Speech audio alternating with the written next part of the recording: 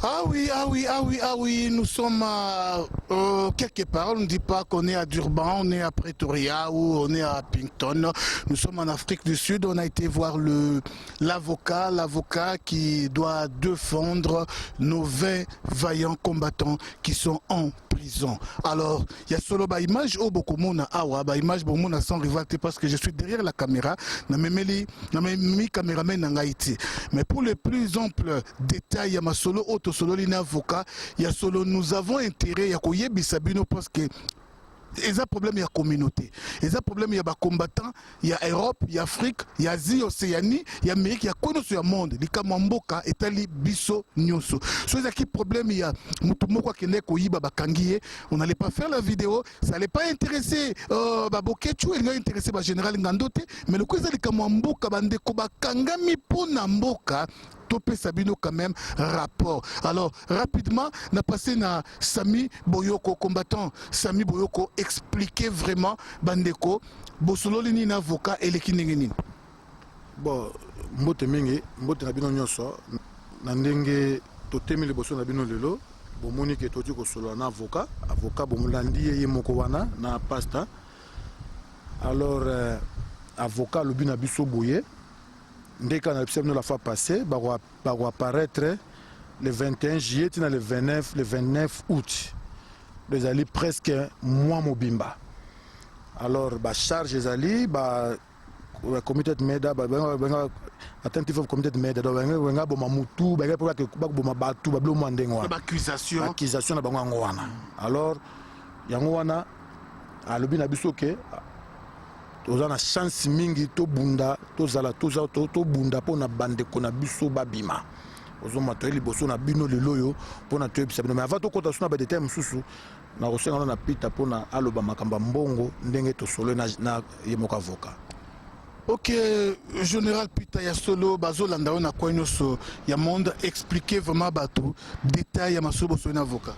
Avant na liboso na pesi ba combattant ba congolais nyonso na monde entier ingeta na bino côté manabiso lelo eza pone sengote je pense boyebi biso na folicite bandeko bakangama eza na 20 éléments ya solo ya jete bakangama toujours na kobundela mboka ndenge to mesa kobundela mboka alors to kotika bango te tozana bango elongo esika na so bazali yango lelo to yaki parce que bandeko fu baleka basamba Kosama na bango ko banda le 21 juillet ti le 29 août.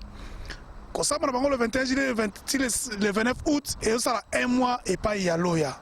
Alors tu as que ba modalité ni to ko loya ko pesa biso la fois dernière to solo na loya parce que besoin de 200 000 na mutu moko to solo to commander na ba 100 000.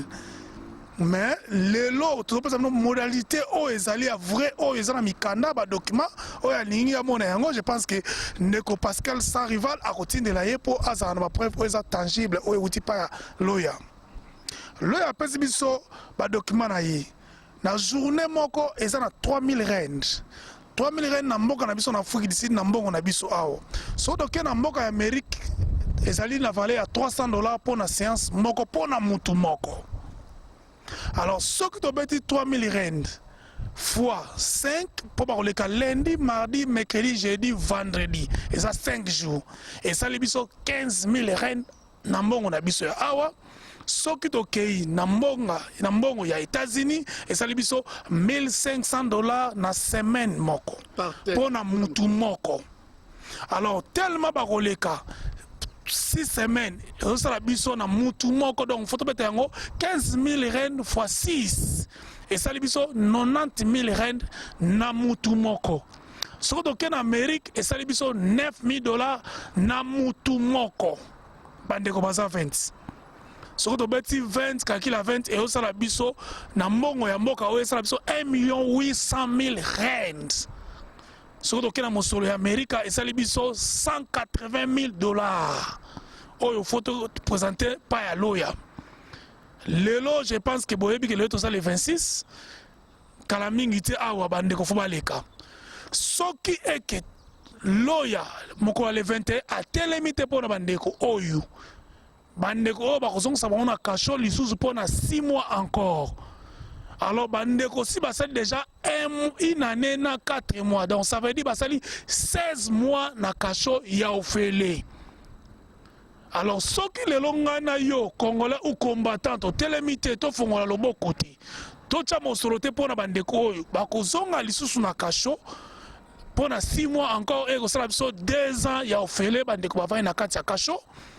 Pona information ya makasi na pesa bino gouvernement sud-africain accompagne que aza na erreur ou en anglais aza guilty a même ki ba papier pas bande comme ça na cachot ba signer que baza na erreur bande ko baboy ko signer et comme problème pour le gouvernement sud-africain donc même ba papier bande ko combattant na biso ba reconnaître que bango baza fautif ba signer que baza fautif.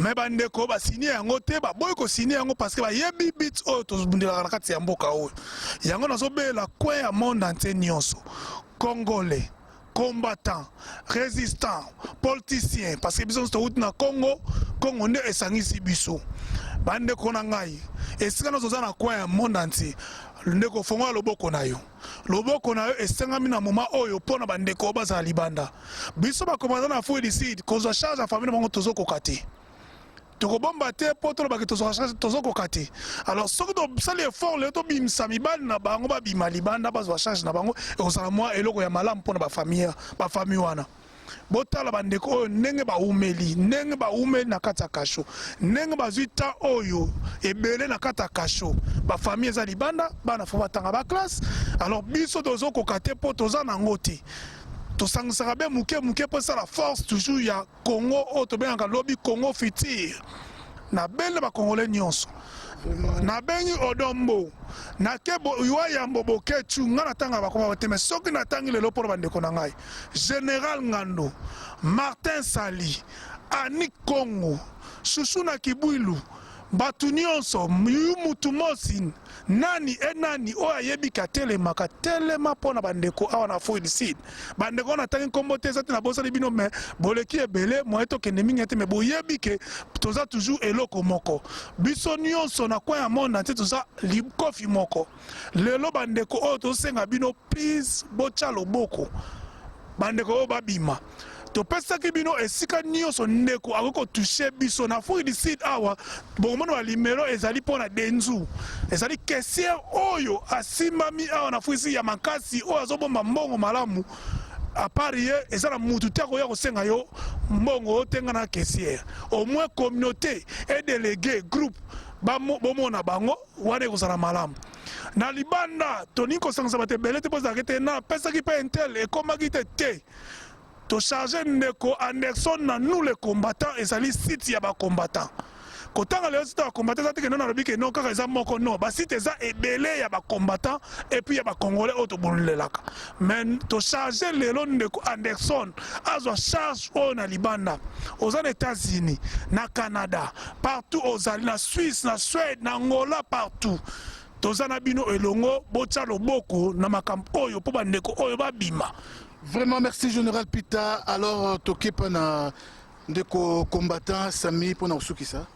Pasta, ngai nazo senga likambo moko ozali na parti politique na yo. Bino batata élection na ba 2016 wana. Soki oyebike ozali congolais oza na parti politique. Oh, soki ndenge nini oya na Afrique du Sud awa oya kosala propagande na yo soko tindi mbongo te pona ba parce ozolingo ke noko libérer mbongo pona bandeko na biso ba congolais o ba kangami te otindi contribution na yo te oya koya awa o ngai parti politique soki afefefelele soki era koya kolakisa ke yo parti politique na oya koya kosalisa batu yango ozaka na Canada na États-Unis na Paris ozosa na programme na yo ke na Afrique du Sud ko ke ndokosala soki ba makam nanga soki ba élection nanga ba propagande nanga na lakisa batu soki na na ba 2016 toza na posta ya mbongo ya mutu nyonso mbongo oyo général pesango ezali mbongo ebele $9000 na mutu moko ezali mbongo ebele to fungola maboko na biso ngana osenga mingi na ba journaliste ba Johnny Mage ba journaliste nyoso Odon Pambu ba bino Johnny ya impi. Donc à partir déjà ya samedi, à partir déjà ya week-end oyo to banda kolobela mbongo oyo mbongo eya denzu ba numéro nyonso ekozala ya denzu ndenge eza wana yende to na confiance pona asimbaka mbongo ya komba komba e okome pana epe azali soko tindi mbongo ipona na check up toyebi ki okobenga ta sans rival obengi général obengi ngai oyebi ça otia pe ba numéro na biso oyebi ki ngana tindi otindi pe to confirmer to kozwa mbongo na banque na Western Union place to sur otia mbongo sans rival abengaki ngai alobi sami photo mbongo ezebele photo lobela yango wayambo bino nyonso général Ngando Odombo Mama Yuyu na bino nyonso ba parti politique nyonso IDPS Apareko soki nani RCK to vanda sikoyo to bimisa bandeko na soki tozo bunda pona ko libérer Congo to banana ko libérer bandeko na biso oyo bakangi to fungola maboko Nzambe apambola bino nayebi ke na bolingo na bino tokotia maboko bandeko na so bakobima pe le 21 tokotina no vidéo ke babimi baza libanda tokosepela biso nyonso. Ah oui, merci, vraiment, merci na média Medino Zolanda biso na mboka Hollande sala vidéo combattant to combattant nous soit ko sala vidéo lobeleli likambo oya ba combattant na biso bakangami te vraiment eza ko compatir na biso te ya solo cette affaire concerne tous les combattants de ko nous soit ko sala vidéo ya solo kanisa le 20 combattants oyo bakangami. Alors nasengi na ba businessmen nyonso Bazar en Afrique du Sud, puis Bazar à Libanda, contribution à Bino très utile. Ba médecin congolais, il y a solo Bazar salaire, il y a bien un mboko. Contribution à Bino est utile.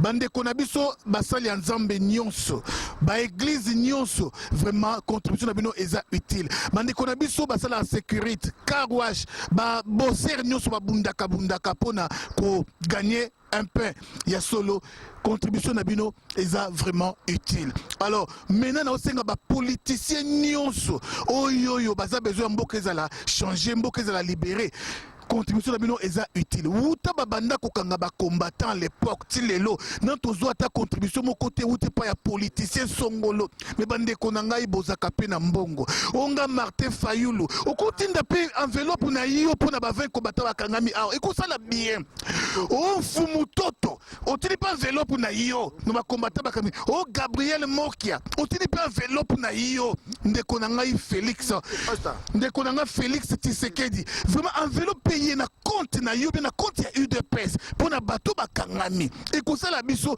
bien so boboyi bakomo na bino tangama ekotangama pété. Alors ngwanda yesolo résistant na biso ngwanda olobaka vraiment bien kasi toza besoin ya contribution na IOP ya malo vraiment so bopesité en tout cas eza pas to ko soutenir na biso mutute soki bopesité yesolo oui parti politique soko pesité en Afrique du Sud tokolia yo soki tokyo nazoya nazoya bisa soki oye olobi ke ngai nde nazala parti politique songolo opesi mbongo te soko ye tokolia yo. Yasolo, Dieu a tant aimé les mondes, voilà pourquoi il a donné son fils unique. Oui, l'amour et mon isamaka na ba geste na kopesa. Oui, beau crier, c'est bien. Mais ce qui, moi, contribution à moukezo monde na isala que oui, celui-là est des nôtres. Et c'est la biso bien. Nous aimons tout le monde qui aime le voir le Congo changer. Alors c'est tout le monde là que nous aimons. Bango pe ba linga biso. Et c'est là vraiment bien mingi. Na ki na ba église.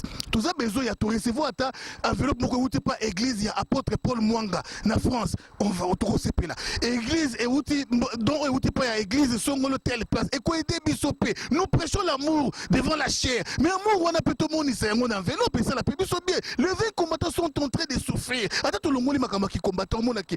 Nanya kolinga mande koné congolais à nous comme à la prison. C'est pour ça kazaki leki na yo yaya na yo papa na yo. Asala bambulo ya sana prison yo ko sepela na yango ndeko contribuer ko ça la biso bien.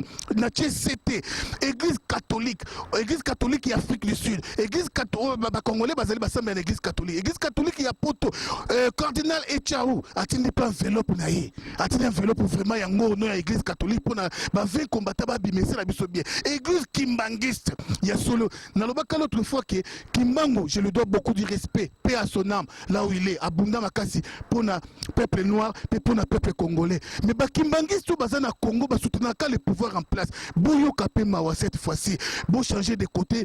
Ce monsieur-là, ce sujet rwandais là à la tête du pays, a un très mauvais plan contre eux, le Congo et les Congolais. Vraiment, les Kimbanguistes, boye ba vraiment, la kosa la vidéo, bo tele sa ke boza na bino na yete.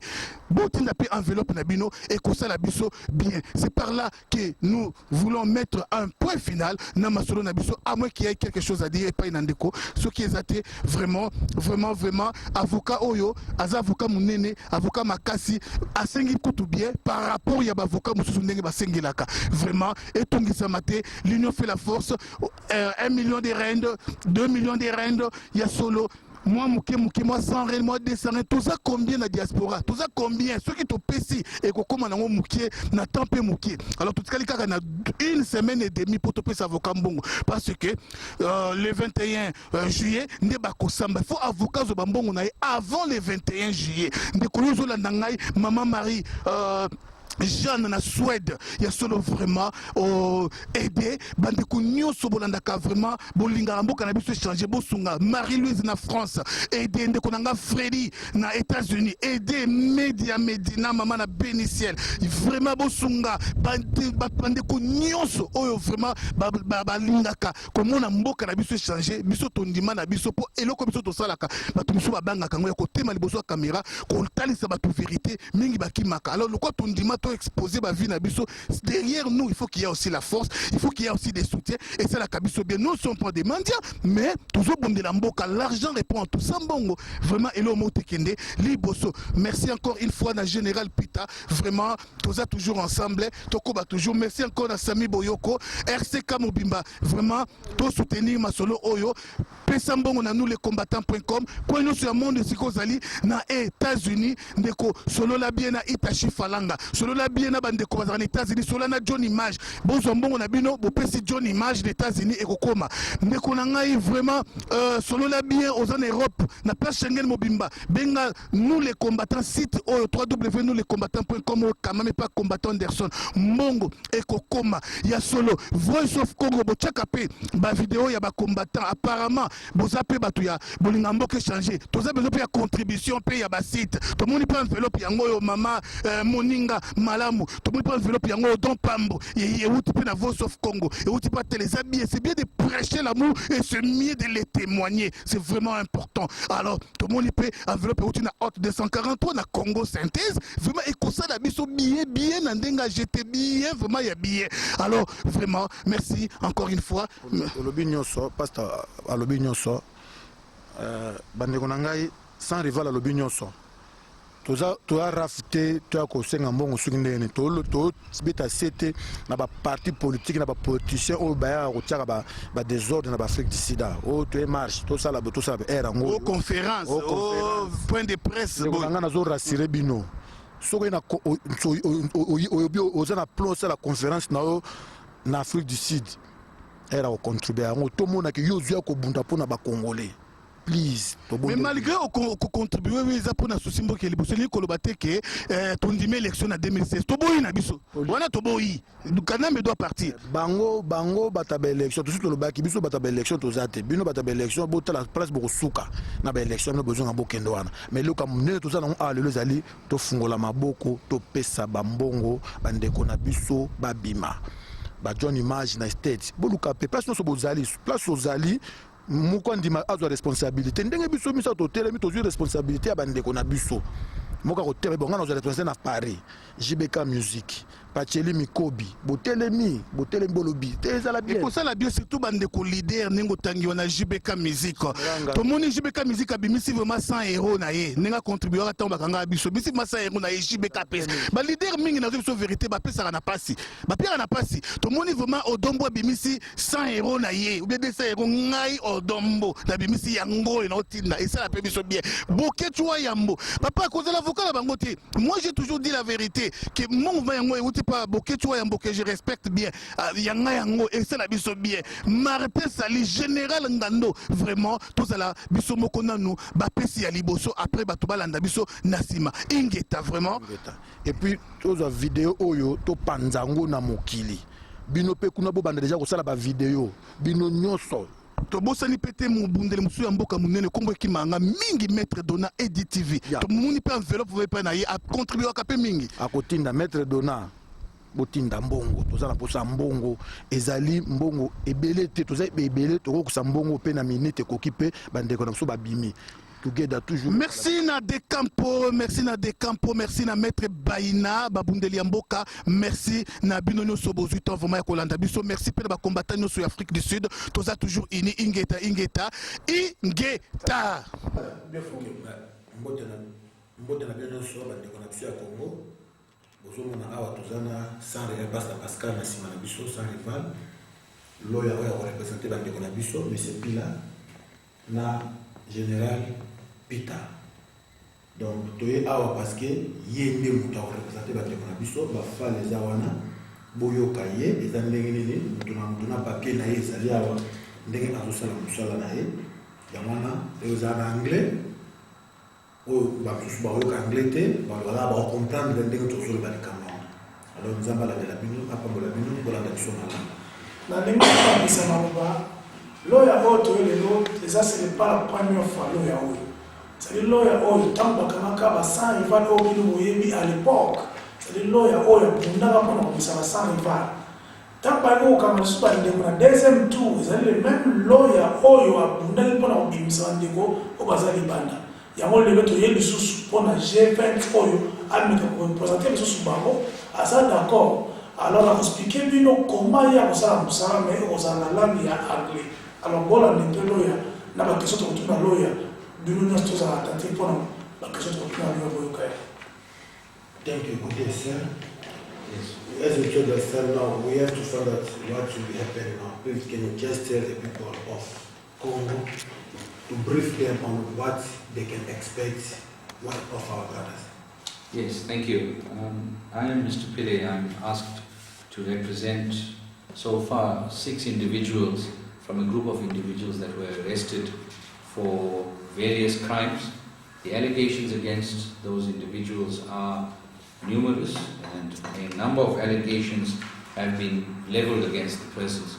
If I were to explain the allegations in brief, they are as follows.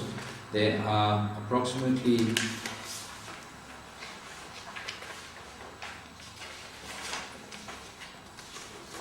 the following counts. The first count is engaging in mercenary activities. The alternative to that is rendering of foreign military assistance. The third count is conspiracy to commit murder. And that is what they are currently being charged with. That is the charges that the prosecution has preferred against the individuals. I have been provided with the evidence that possibly is going to be presented against the accused persons, and I'm expected now to decide on whether or not I have the necessary ability to represent the persons. The ability is not necessarily a technical ability, but whether or not in the circumstances the persons have placed us in sufficient funds to conduct a defense on their behalf.